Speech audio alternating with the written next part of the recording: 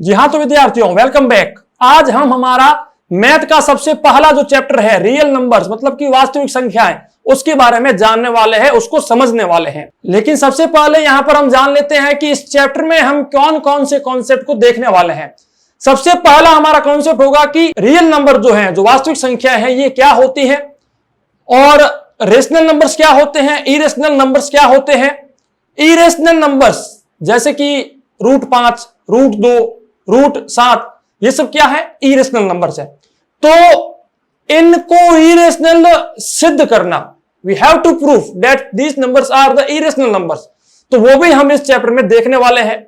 साथ ही साथ हम ये देखेंगे कि जो आपकी बुक है इसके अंदर कौन कौन से क्वेश्चंस यहां पर आपको देखने को मिलते हैं, उन क्वेश्चंस का सॉल्यूशन क्या है, बोर्ड के लिए कौन से क्वेश्चंस आपके लिए बहुत ही ज्यादा महत्वपूर्ण है, पिछले साल में आपको बोर्ड में कौन कौन से क्वेश्चन पूछे गए हैं, उनका सॉल्यूशन, और साथ ही साथ आपके जितने भी चैप्टर में मतलब कि जो महत्वपूर्ण चीजें हैं उन सबको एक एक बार मैं आपको बताऊंगा।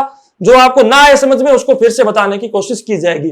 लेकिन जो भी आपको प्रश्न पूछना है ना, जो भी कुछ करना है, आप वीडियो के नीचे कमेंट सेक्शन में लिखकर जरूर पूछ सकते हैं। लेकिन उससे पहले बहुत वक्त से बच्चे मेरे को पूछ रहे थे कि सर एनसीईआरटी के लिए सबसे अच्छी बुक बताइए, तो मैं आज आपके सामने लेकर आया हूं एनसीईआरटी की इंडिया की सबसे बेस्ट बुक ओसवाल बुक्स के बारे में आपने सुना होगा। और ओसवाल बुक्स ने अब आपको एक कूपन कोड भी दिया है जिसके माध्यम से आपको छूट भी मिल सकती है।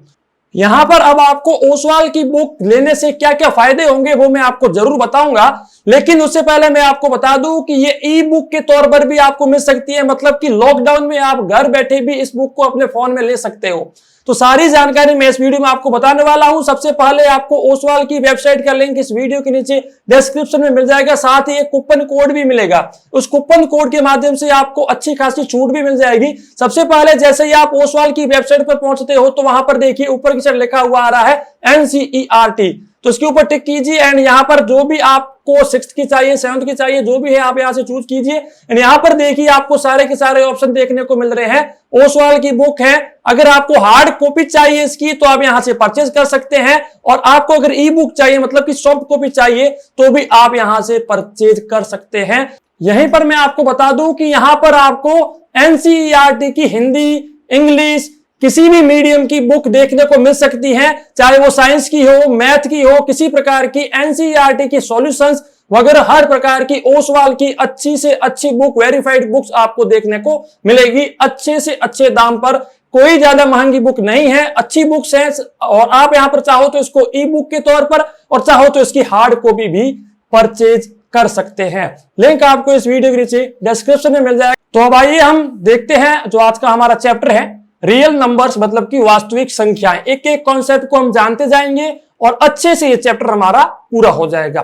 देखिए सबसे पहले हम ये जानते हैं कि रियल नंबर्स मतलब कि जो वास्तविक संख्याएं, यहां पर जो नाम है इस चैप्टर का, ये क्या होता है। सबसे पहला हमारा काम क्या है, रियल नंबर्स के बारे में जानना कि रियल नंबर्स होते क्या है, रियल नंबर्स होते क्या है, वास्तविक संख्याएं होती क्या है। तो देखिए मैथ में आपने बहुत सारे संख्याओं का नाम सुना होगा, बहुत से नंबर्स का नाम सुना होगा, जैसे कि natural numbers, whole numbers, rational numbers, irrational numbers, जिनको प्राकृतिक संख्याएं, पूर्ण संख्याएं, पूर्णांक, परिमेय संख्याएं, अपरिमेय संख्याएं, भिन्न भिन्न नामों से हम जानते हैं। लेकिन गणित के अंदर मतलब कि मैथ के अंदर सारे नंबर मतलब कि सारे रेशनल और इरेशनल नंबर सब जब एक साथ में जुड़ जाते हैं तो उनको रियल नंबर या फिर वास्तविक संख्या कहा जाता है। तो इसकी एक सिंपल सी डेफिनेशन का अगर पूछा जाए तो सिंपल सा लिख दीजिए, the combination of rational and irrational numbers is known as real numbers, मतलब कि परिमेय संख्याएं और अपरिमेय संख्याओं का जो समूह है उसको वास्तविक संख्या कहा जाता है। अब आप जानते हो रेशनल नंबर, यहां पर एक नाम आया रेशनल नंबर। अब देखिए रेशनल नंबर्स क्या होते हैं, रेशनल नंबर क्या होते हैं जिनको हम P/Q के रूप में लिख सकते हैं, जहां पर Q की वैल्यू 0 नहीं होनी चाहिए, उसको हम रेशनल नंबर कहते हैं, या फिर जिसको हम हिंदी में परिमेय संख्या कहते हैं। इसको हम क्या कहते हैं, परिमेय संख्या। और इरेशनल नंबर क्या होता है? जो इसका उल्टा होता है, मतलब कि अपरिमेय संख्या, जिसको हम P बटा Q के रूप में ना लिख सके उसको हम अपरिमेय संख्या कहते हैं। वैसे ये सब हम पिछले जो हमारे थी 7th class, 8th class, 9th class इनमें जान चुके हैं, लेकिन आज हम जानेंगे रियल नंबर्स के बारे में। वैसे तो आप जान चुके हो क्या होता है। यहां पर इस चैप्टर में वास्तविक संख्याओं के बारे में जानने के बाद अब यहां पर एक थ्योरम आती है जो बहुत ही ज्यादा महत्वपूर्ण है। इससे बहुत बार प्रश्न पूछे भी जाते हैं कि इससे आप ये चीज बताइए, ये चीज कीजिए, लाइक ऐसे प्रश्न पूछे जाते हैं। तो आपने एक नाम सुना होगा हाईएस्ट कॉमन फैक्टर का, HCF का। अब आपने नाम सुना होगा HCF, highest common factor, MSAP, महत्तम समापवर्तक। ओके, तो महत्तम समापवर्तक निकालने के लिए एक नियम है, एक मेथड है। क्या है वो मेथड? प्राइम फैक्टराइजेशन मेथड, अभाज्य गुणनखंड विधि। इस विधि के माध्यम से हम दो या दो से ज्यादा संख्याओं का MSAP निकाल सकते हैं। लेकिन एक मेथड और भी है जो आपने 6ठी 7वीं में देखी होगी, जिसको कहते हैं लॉन्ग डिवीजन मेथड। क्या कहते हैं? लॉन्ग डिवीजन मेथड, जिसको लॉन्ग डिवीजन मेथड के नाम से भी जाना जाता है। लेकिन ये लॉन्ग डिवीजन मेथड हमने उस समय पढ़ी थी। इसी लॉन्ग डिवीजन मेथड का एक दूसरा नाम है यूक्लिड डिवीजन लेमा। इसको क्या कहते हैं? Euclid division lemma. अब देखिए यहां पर जो मैं लिख रहा हूं शायद वो आपको समझ में ना आए, क्योंकि ये जो इलेक्ट्रॉनिक का पूरा सेटअप है ये मेरे लिए अभी नया नया है। लेकिन जल्द से जल्द इसके ऊपर जब मेरी प्रैक्टिस हो जाएगी तो ये वीडियो और भी अच्छा बनना शुरू हो जाएगा। तो देखिए यहां पर जो हमने लिखा है यूक्लिड डिवीजन लेमा। अब ये क्या होता है? ये वही मेथड है। इस मेथड के माध्यम से हम HCF यानी कि हाईएस्ट कॉमन फैक्टर, महत्तम समापवर्ती, दो या दो से ज्यादा संख्याओं का निकाल सकते हैं। अब देखिए यहां पर जैसे कि एक संख्या हम लेते हैं, एक तो है 25 और दूसरी संख्या हम यहां पर ले लेते हैं 125। तो ये दो संख्याएं हमने यहां पर ली हैं, एक तो 25 है, दूसरी है 125। तो आइए मैं इसको नए पेज पर लेता हूं, 25 और 125। अब इन दो संख्याओं का हम महत्तम समापवर्ती निकालते हैं यूक्लिड डिवीजन लेमा के माध्यम से। ओके, तो अब देखिए क्या होता है। उनका कहना यह है कि अगर दो संख्याएं हमारे को दी गई हैं तो उनमें से एक तो संख्या छोटी होगी और एक संख्या बड़ी होगी। तो यहां पर आप जानते हो कि 125 जो है वो 25 से बड़ा है। ओके, तो जब 25 से बड़ा है तो उनका यह कहना था कि स्टेप नंबर 1 में आप क्या कीजिए कि इन सारी संख्याओं को, मतलब कि जैसे कि बड़ी वाली संख्या को आप भाज्य के तौर पर लिखिए। ये जो है यहां पर ये क्या होता है? भाज्य होता है 125, और छोटी वाली संख्या को भाजक के रूप में लिख दीजिए। भाज्य को कहते हैं डिविडेंड, और भाजक को कहते हैं डिवाइजर। तो छोटी वाली संख्या को हमें डिवाइजर के तौर पर लिखना है और बड़ी वाली संख्या को हमें डिविडेंड के तौर पर। अब आप छोटी वाली संख्या का बड़ी वाली संख्या में भाग दीजिए। तो देखिए यहां पर जब मैं 25 का भाग 125 में दे रहा हूं तो भाग आपके 5 बार जा रहा है और भाग पूरा पूरा जा रहा है। अगर भाग पूरा पूरा जा रहा है और शेषफल 0 बच चुका है तो छोटी वाली संख्या ही उन दोनों संख्याओं का क्या होगी? HCF होगी, हाईएस्ट कॉमन फैक्टर होगी। अब कहने का मतलब यह है कि यहां पर 25 और 125 का जो हाईएस्ट कॉमन फैक्टर है वो 25 ही है।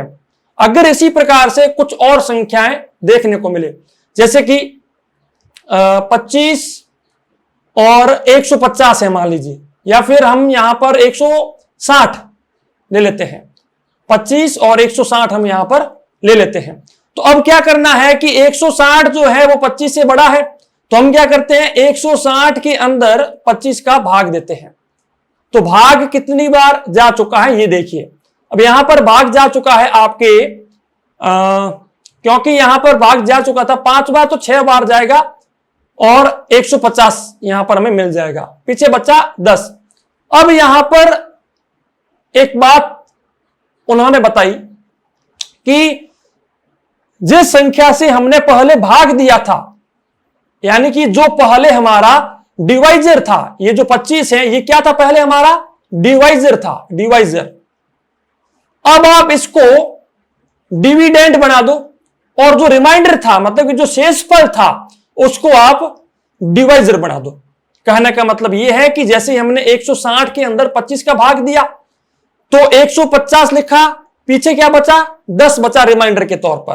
क्वोशिएंट मिल गया हमें 6, उससे हमें कोई मतलब नहीं है, और हमारे पास 25 था, तो अब यहां पर हमें 10 का भाग 25 के अंदर देना है। तो देखिए हम क्या करते हैं, 10 का भाग 25 के अंदर दे देते हैं, तो क्या आएगा अब देखिएगा, 2 बार भाग गया, 10 आया, पीछे क्या बचा, पीछे बच गया हमारा 15, सॉरी 2 बार भाग दिया 20 बचा, हाँ पीछे बच गया 5।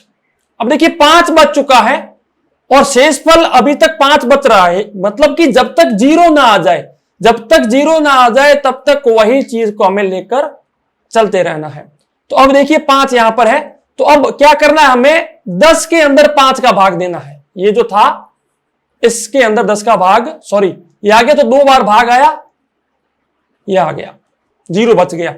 तो अब जो इसका HCF होगा, मतलब कि 25 और 160 का जो HCF होगा वो क्या होगा, 5 होगा, मतलब कि जो लास्ट डिवाइजर होगा, लास्ट डिवाइजर, वही हमारा HCF होगा, हाईएस्ट कॉमन फैक्टर होगा।